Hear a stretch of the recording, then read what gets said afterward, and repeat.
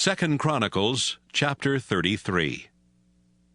Manasseh was 12 years old when he became king of Judah, and he ruled 55 years from Jerusalem. Manasseh disobeyed the Lord by following the disgusting customs of the nations that the Lord had forced out of Israel. He rebuilt the local shrines that his father Hezekiah had torn down. He built altars for the god Baal and set up sacred poles for worshiping the goddess Asherah. And he faithfully worshipped the stars in the sky. In the temple, where only the Lord was supposed to be worshipped, Manasseh built altars for pagan gods and for the stars. He placed these altars in both courtyards of the temple and even set up a stone image of a foreign god. Manasseh practiced magic and witchcraft. He asked fortune-tellers for advice and sacrificed his own sons in Hinnom Valley. He did many other sinful things and made the Lord very angry. Years ago, God had told David and Solomon, "Jerusalem is the place I prefer above all others in Israel. It belongs to me, and there in the temple I will be worshipped forever.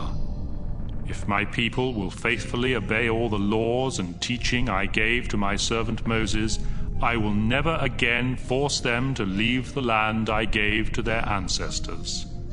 But the people of Judah and Jerusalem listened to Manasseh and did even more sinful things than the nations the Lord had wiped out. The Lord tried to warn Manasseh and the people about their sins, but they ignored the warning. So he let Assyrian army commanders invade Judah and capture Manasseh.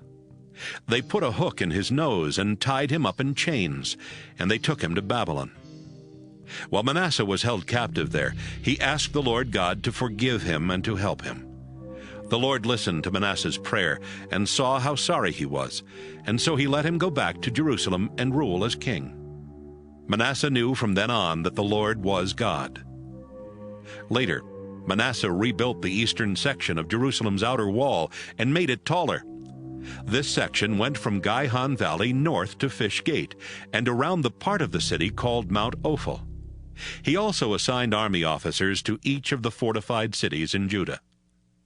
Manasseh also removed the idols and the stone image of the foreign god from the temple, and he gathered the altars he had built near the temple and in other parts of Jerusalem.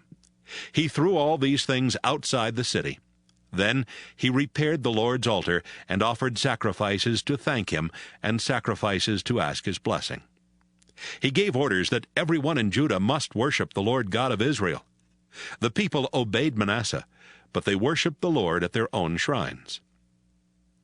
Everything else Manasseh did while he was king, including his prayer to the Lord God and the warnings from his prophets, is written in the history of the kings of Israel. Hosea wrote a lot about Manasseh, including his prayer and God's answer. But Hosea also recorded the evil things Manasseh did before turning back to God, as well as a list of places where Manasseh set up idols, and where he built local shrines and places to worship Asherah. Manasseh died and was buried near the palace, and his son Amon became king. Amon was 22 years old when he became king of Judah, and he ruled from Jerusalem for 2 years. Amon disobeyed the Lord, just as his father Manasseh had done, and he worshipped and offered sacrifices to the idols his father had made. Manasseh had turned back to the Lord, but Amon refused to do that. Instead, he sinned even more than his father. Some of Ammon's officials plotted against him and killed him in his palace. But the people of Judah killed the murderers of Ammon and made his son Josiah king.